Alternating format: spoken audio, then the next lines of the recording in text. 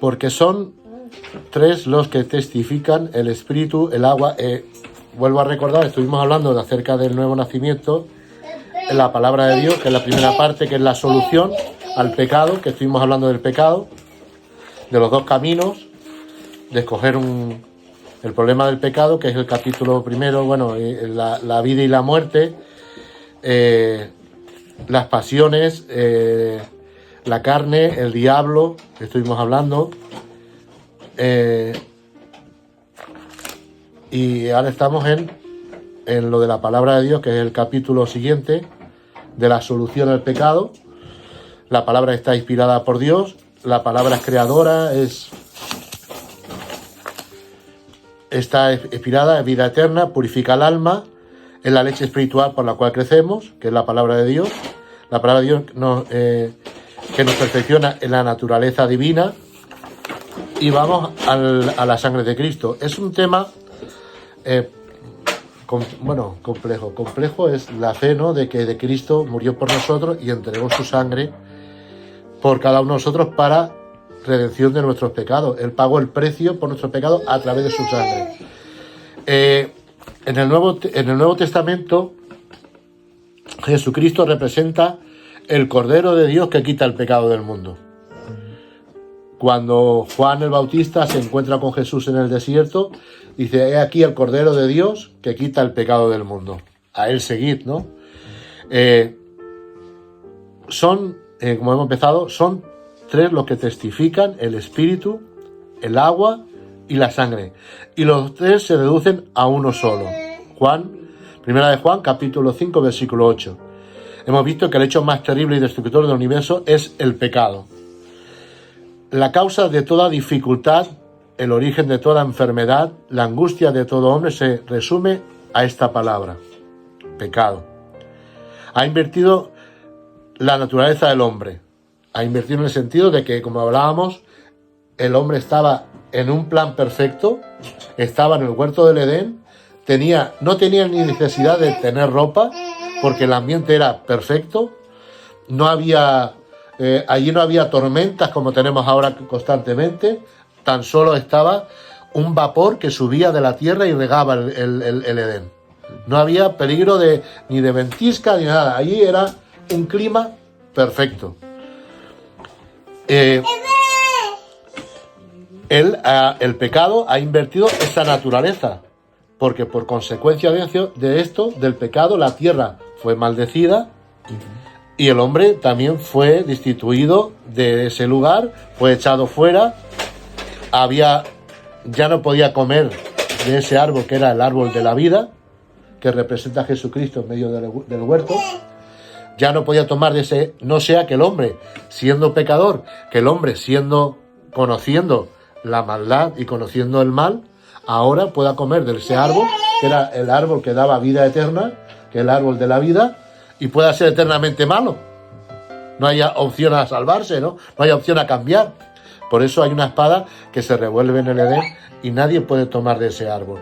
Nadie puede acercarse a ese árbol, ¿no? Es lo que nos dice la palabra. Pero se encuentra con el panorama de que el hombre ahora fuera del Edén tiene que buscar esa solución a esa maldición que ha causado el pecado. Entonces, vemos que Dios pone un plan para el hombre, que eran los sacrificios. Vemos que Caín y Abel disputaron por un sacrificio. No entregaron las primicias, no entregó la primicia Caín. Entregó lo que le sobraba y eso trajo una disputa, ¿no? Una disputa de envidia con su hermano, porque se agradó Dios del sacrificio, ¿no?, de esa ofrenda.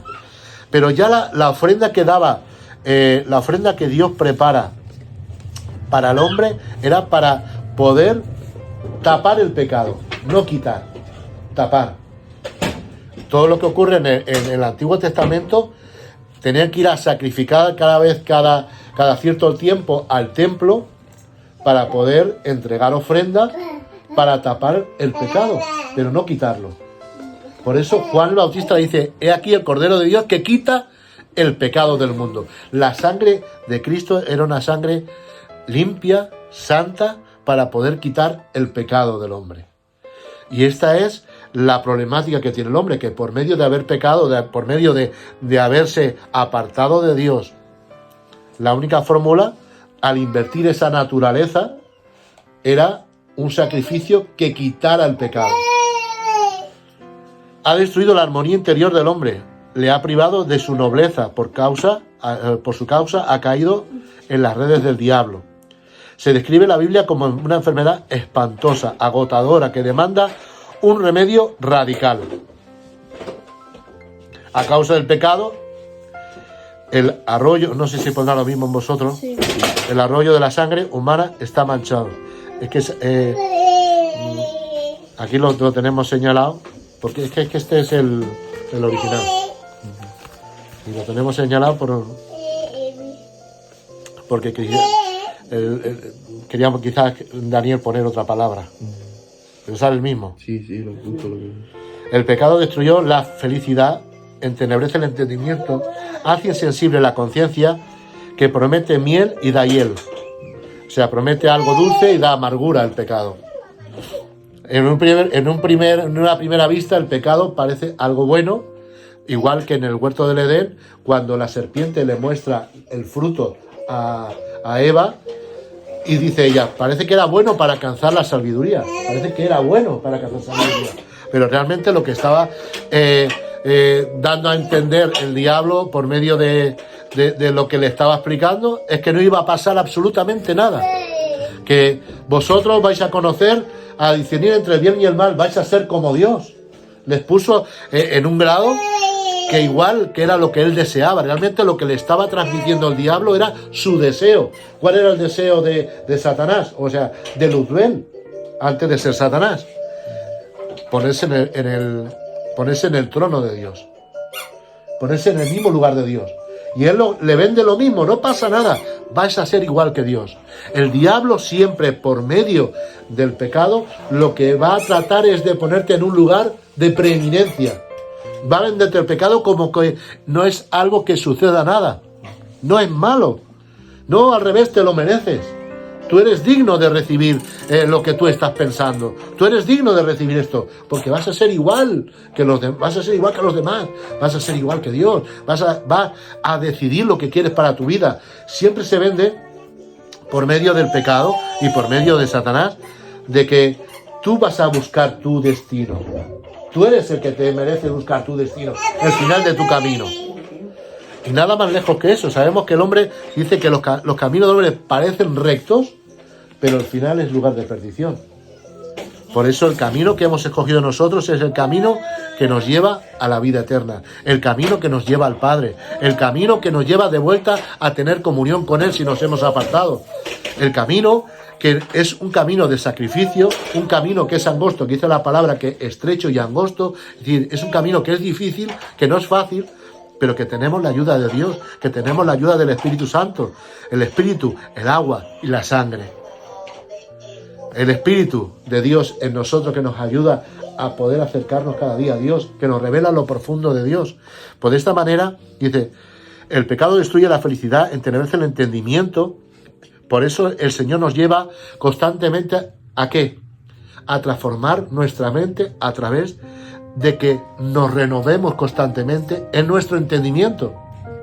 El diablo, por medio del pecado, lo que hace es encasillar nuestro entendimiento, encasillar lo que somos nosotros en un mundo que es una falacia, no es real. Por eso el pecado parece algo bueno, pero el final es algo malo.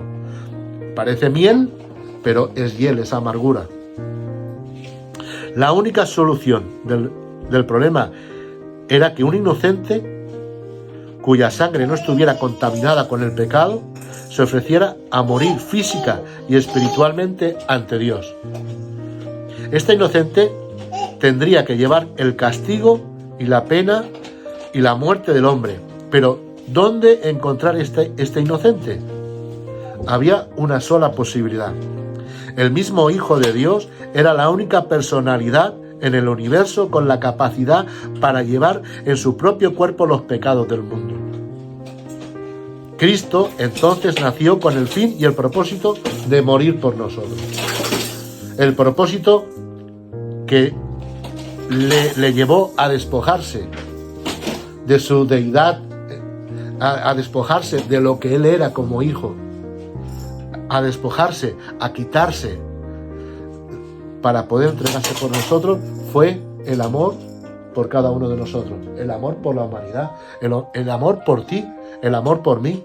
Es lo que le llevó a tomar esa decisión, porque no había nadie capaz de cumplir ese requisito. El requisito que era en el sacrificio, entregar una sangre, lo que hacía era tapar el pecado, pero no quitarlo. La Biblia nos enseña que Dios es santo y justo. Y la Biblia nos habla de que Él fue tentado en todo, dice la palabra que fue tentado en todo, pero no pecó. En lo que tú puedas decir, Dios mío, es que lo que me está pasando, Él pasó por ese mismo lugar. Es que tengo esta situación, mira cómo me está pasando esto. Él fue tentado en todo. Dice, su justicia demanda el castigo del pecado. La justicia demanda el castigo del pecado. Si Dios pudiera pasar por alto el pecado, su reino no estaría fundado sobre justicia e igualdad. La Biblia también revela que Dios es amor. Surge la candente pregunta: ¿cómo puede Dios ser justo y al mismo tiempo justificar el pecado? Debe recordarse que la palabra justificar quiere decir librar el alma de toda culpa.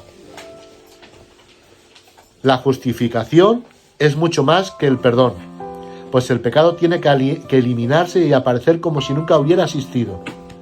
Y esto vamos de nuevo a recordaros aquello que estuvimos hablando acerca de la naturaleza, porque como hemos leído al principio, ¿no?, que cambia la naturaleza del hombre. ¿En qué sentido? Cambia de lo que uno es. Hablábamos del lugar de nacimiento, ¿no?, que daba el ejemplo, que no sé si estabais vosotros, di el ejemplo de que en el carnet de identidad hablamos de que uno es natural de, yo soy de Benicarló, bueno, yo soy de San Mateo, de un lugar de Castellón, tú de Benicarló, ella de Armilla, vosotros sois de Cuba, no sé dónde habéis nacido en Cuba, en Matanzas, Francisco,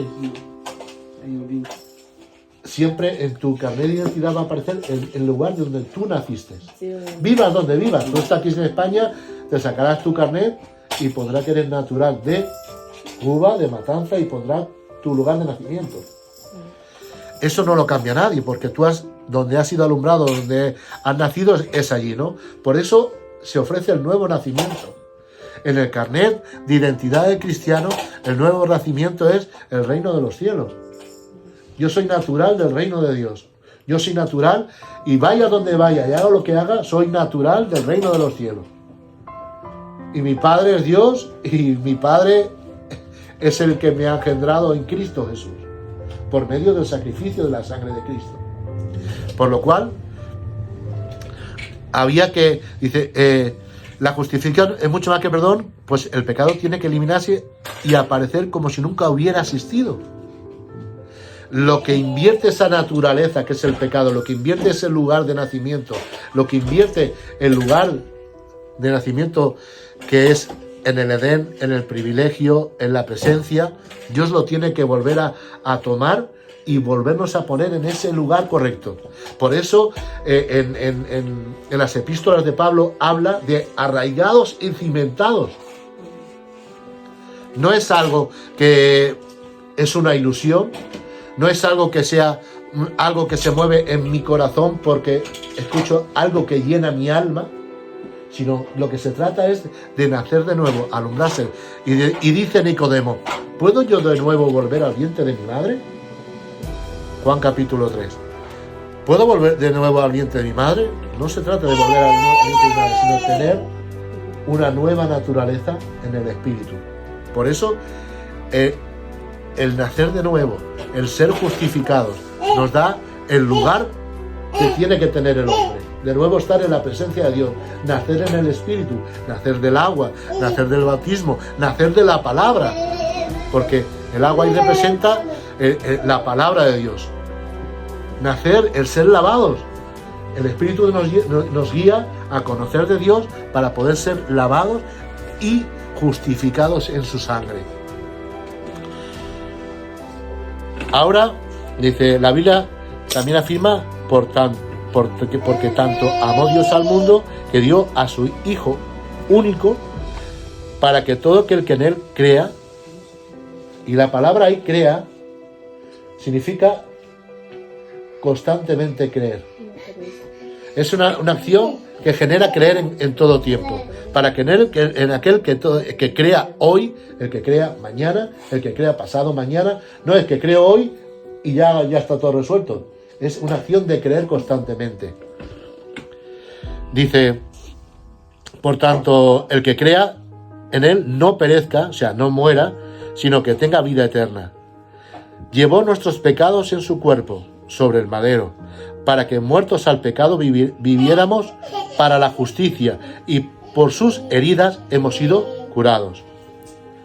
Ahora, al resumir, vamos a mostrar que, primero, la sangre de Cristo nos rescata, considerando que habéis sido rescatados de vuestro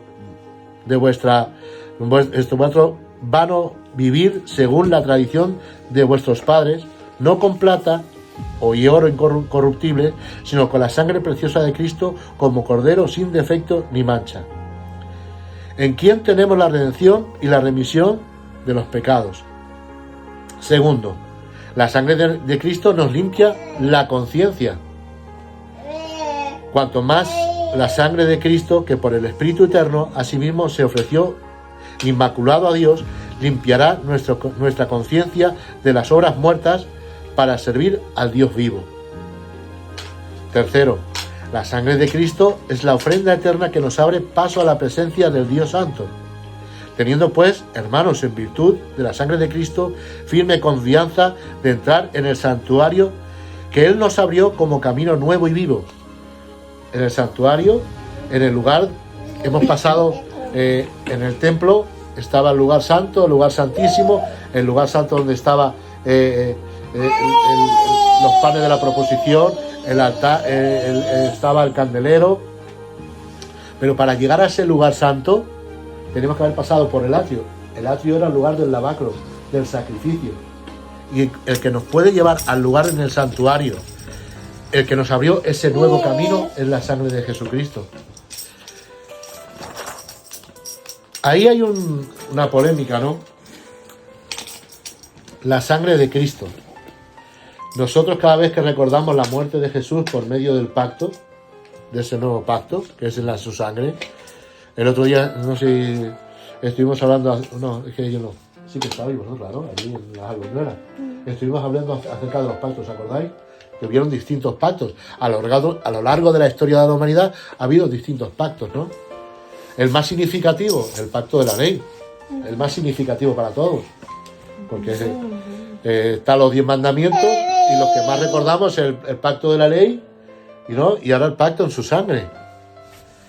Y el pacto en su sangre nos lleva a reconocer en todo tiempo, a vivir en un tiempo que realmente hay oportunidad constantemente de ser redimido, de ser levantado. La ley nos llevaba a una condenación. La ley era como encauzaba al hombre a pecado, no tengo lugar, tengo que ir a sacrificar para poder tapar ese pecado, pero la ley lo que hacía era apuntar el pecado. Y la gracia, que es el pacto de la sangre, nos lleva a decir, hay ocasión de poder levantar, hay ocasión de poder quitar ese pecado. Hay una oportunidad de que aunque tú caigas hoy, puedas volver a levantarte. Aunque tú tengas lo que hay en la vida, no hay lo que suceda en tu vida, hay oportunidad, si te arrepientes, de volver a acercarte a Dios. Y esto es lo importante, ¿no? Esto es maravilloso, porque es la oportunidad para todo ser humano de poder ser redimido, de poder acercarse a Dios con una libertad de que Él va a limpiar tu vida, de que Él va a limpiar tu pecado, y esa oportunidad, cada mañana en su misericordia, cada mañana que puedo decir, Dios mío, aquí estoy, ayer quizás fracasé, pero tengo la oportunidad de nuevo, hoy, Señor, de poder levantarme por medio de tu sangre. La sangre es una sangre que está constantemente limpiando y te está dando la oportunidad. Y esto es maravilloso. Esto es lo más increíble, es vivir en este estado de gracia. Es lo más increíble. Por eso, cuando hablamos de la sangre de Cristo, ¿no?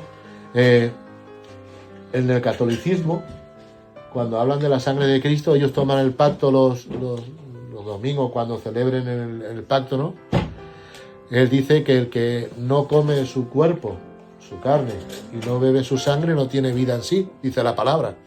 Corintios 11, 1 Corintios capítulo 11, cuando hablamos del pacto, el que no come su carne y bebe su sangre, claro, dice, bebe su sangre, pero en ese sentido habla de un sentido no literal, sino que está, bueno, cogiendo el vino, cogiendo el pan que representa su cuerpo, y es algo simbólico.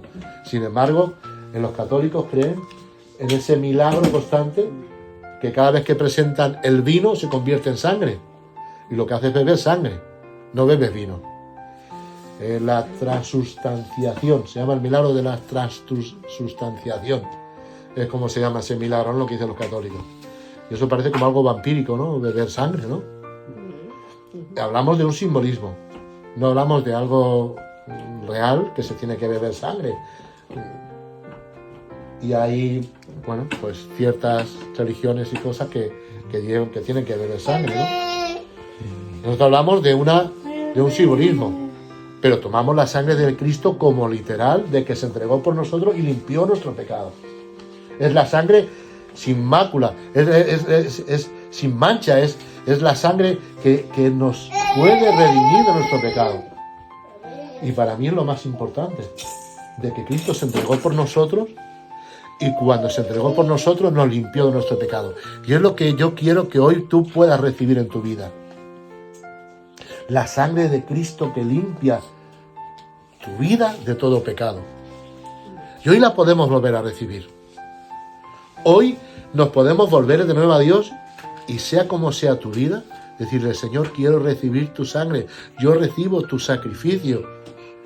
Yo creo que tu sangre es real, yo creo que tu sangre hoy todavía está candente, que tu sangre es viva para poder limpiarme. Ya te digo, no sé lo que pueda haber en tu corazón o lo que pueda haber en mi corazón, yo lo pongo delante de Él para que, Dios mío, quizás hay cositas todavía que quedan en mi vida, ¿no? Que poner delante de Dios. Hablamos las pasiones de la carne, hablamos de esos deseos, y cuando ayer compartía con los hermanos, ¿no? Lo que he enviado al grupo de la familia. ¿Habéis leído ese texto? Sí. Lo que meditaban esta semana, ¿no? Que necesitamos tener ese tiempo, tener esa meditación. Y no puedo terminar de meditar, no puedo llegar al final de querer restaurar mi vida, de mis pensamientos, si no tengo constante la sangre de Cristo en mi vida. Y decir: Señor, regenera mi vida, vuelve a crear esa vida. Hemos sido en otro tiempo quizás, pero tengo esta debilidad, me cuesta todavía dominar mi carácter, me cuesta dominar esta área en mi vida. Necesito la sangre de Cristo. Es muy importante, pero sobre todo reconocer que la sangre de Cristo es la única capacitada para quitar el pecado.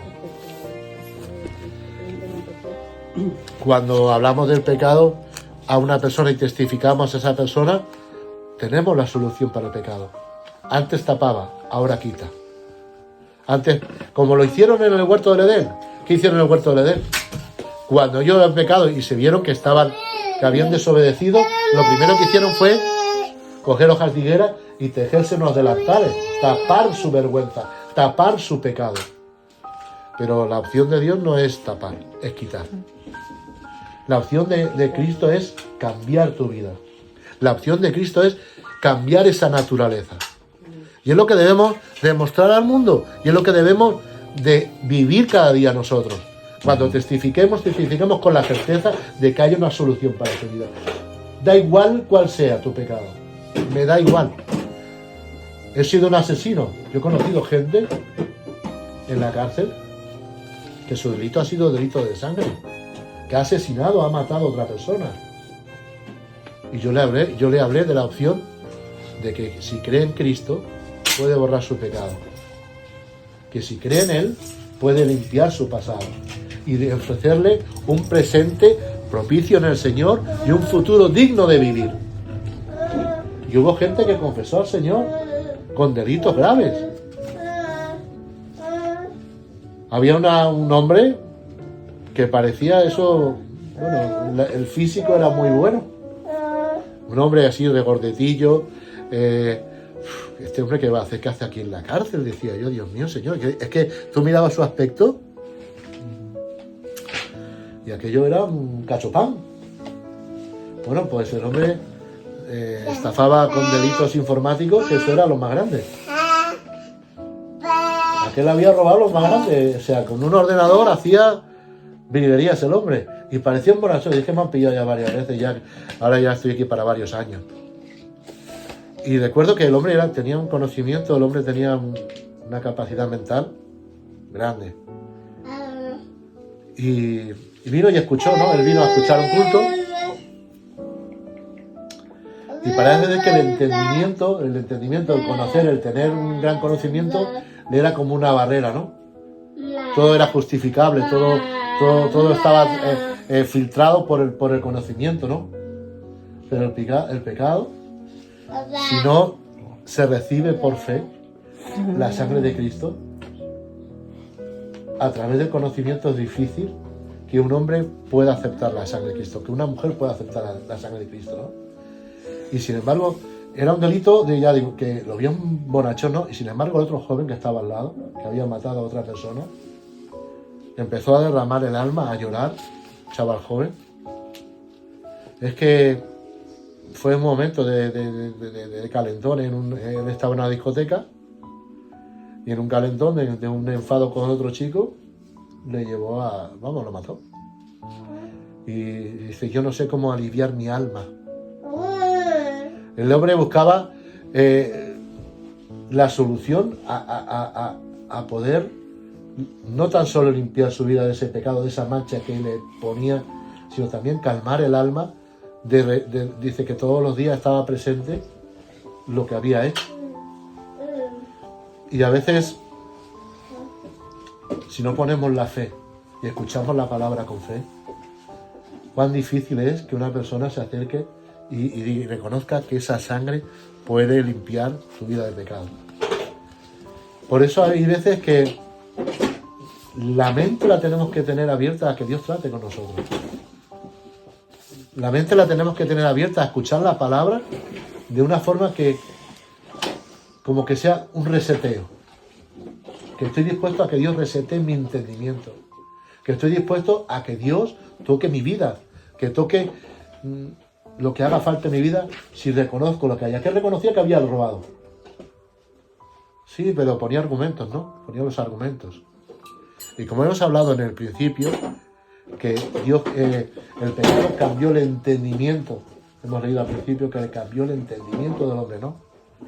La única fórmula de poder recibir esa sangre es poniendo mi vida, dejando que Dios toque mi naturaleza, que Dios cambie mi entendimiento, que lo que yo estoy aprendiendo hoy lo pueda poner delante de Dios para que me renueve y transforme mi mente. Y es lo que vamos a hacer hoy. De nuevo, ¿no? Antes de pasar a hablar del Espíritu Santo, y como me está hablando hoy de la sangre, que es el siguiente tema, el Espíritu Santo, vamos a poner nuestro corazón para que algo que parece difícil de una persona que no vemos, de una persona que hace 2000 años que murió por nosotros, ¿puede la sangre de Cristo hoy de nuevo limpiarme y hacer esa obra en mí? Sí, porque la sangre de Cristo está viva. La sangre de Cristo está dispuesta hoy para limpiarte de tu pecado. Y aunque sea algo que ya hemos hecho en otras ocasiones, yo constantemente muchas veces digo, Señor, derrama tu sangre sobre mí, porque necesito que limpies esta área de mi vida. Amén. Pues qué tal si oramos, si cerramos nuestros ojos y recibimos esa sangre de Cristo en nosotros. Recibimos esa sangre de Cristo para que siga actuando constantemente en nuestro interior. Y que siga dándonos la oportunidad de arraigar y cimentar nuestras vidas en su amor, en Él. Amén. Antes de orar, ¿queréis hablar algo de lo que hemos... ¿Tenéis alguna pregunta? ¿Tenéis algo que expresar acerca de la sangre de Cristo que hemos hablado hoy?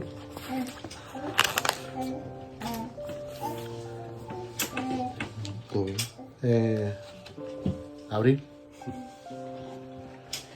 ¿Queréis resaltar algún punto de lo que hemos dicho que nos limpia nuestra conciencia, que nos rescata, que es la ofrenda eterna para nuestros pecados, esa ofrenda que ha sido para una vez y para siempre? Amén. Entonces, ¿estamos todos de acuerdo?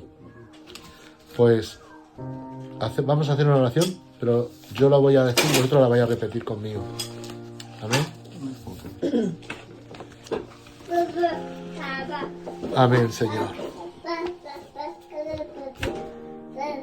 Bendito Dios y Padre. Bendito Dios y Padre. Venimos delante de ti. Venimos delante de ti. A pedir que la sangre de tu Hijo Jesucristo, A pedir que la sangre de tu Hijo Jesucristo, vertida en la cruz del Calvario, vertida en la cruz del Calvario, vuelva a ser derramada sobre mí. vuelva a ser derramada sobre mí. Te ruego que me limpies de todo pecado. Te ruego que me limpies de todo pecado. Creo que la sangre de Cristo Creo que la sangre de Cristo es efectiva hoy, es efectiva hoy, para que trate con toda área de mi vida. para que trate con toda área de mi vida. Gracias por el sacrificio, Gracias por el sacrificio, porque me hace acepto delante de ti. porque me hace acepto delante de ti. Te ruego que en el nombre de Jesús, Te ruego que en el nombre de Jesús, cada día, cada día, al recordar al recordar tu muerte y resurrección, tu muerte y resurrección, pueda tomar de tu carne pueda tomar tu y beber de tu sangre. y beber tu sangre. Gracias porque Gracias porque es real, es real, porque es viva es viva para mi vida. para mi vida. En el nombre de Jesús. En el nombre de Jesús. Amén. Gloria a Dios. Pues estos son los pasos que debemos ir retomando para llegar a un bautismo. Porque si yo no entiendo que la sangre de Dios es efectiva, si yo no entiendo que el Espíritu de Dios trabaja en mí constantemente para guiarme a su verdad, no puedo nacer del agua y del Espíritu. Son lo que estamos dando en los pasos previos para yo entender que tengo que ir a las aguas. Porque lo que estamos hablando de ese nuevo nacimiento. Dios cambia mi naturaleza, Dios cambia esa naturaleza caída por una naturaleza que ahora es viva en Cristo Jesús, que Él la sostiene con sus manos cada día. Por eso, cuando terminemos este estudio y en un buen tiempo, pasaremos a hacer los bautismos. Y qué bueno es que tomemos esa decisión con verdad y con conocimiento de causa. Amén. La semana que viene, pues seguiremos con el Espíritu Santo. Y yo voy a poner, pues, tareas, ¿no? Como las veces que hemos dicho. Habéis leído el Juan 1, que habla de la palabra, ¿no? Que habla del Espíritu de Dios actuando en Cristo, pero es el verbo de Dios hecho carne. La palabra de Dios hecha carne, ¿no? Y yo voy a invitar que busquéis cosas en la Biblia libremente acerca del Espíritu Santo. Acerca del Espíritu de Dios. Esa tercera persona de la Trinidad. Entendemos que Dios es Dios Padre, Dios Hijo y Espíritu Santo. Pues leer acerca del Espíritu. Y que me traigáis un... Vale. Muy bien, gracias, hombre. Y que busquéis un versículo un versículo que os hable, ¿no? El Señor me ha hablado acerca del Espíritu Santo, este versículo. Y con cada versículo que traigáis vamos a recopilar y lo vamos a hablar aquí en la siguiente reunión, después de dar el estudio del Espíritu Santo. El Espíritu Santo, aquí vamos a hablar acerca del nuevo nacimiento. El Espíritu Santo tiene muchas facetas. Amén. Pues la tarea para la semana que viene. Leer acerca del Espíritu Santo y traer un versículo. Gloria a Dios.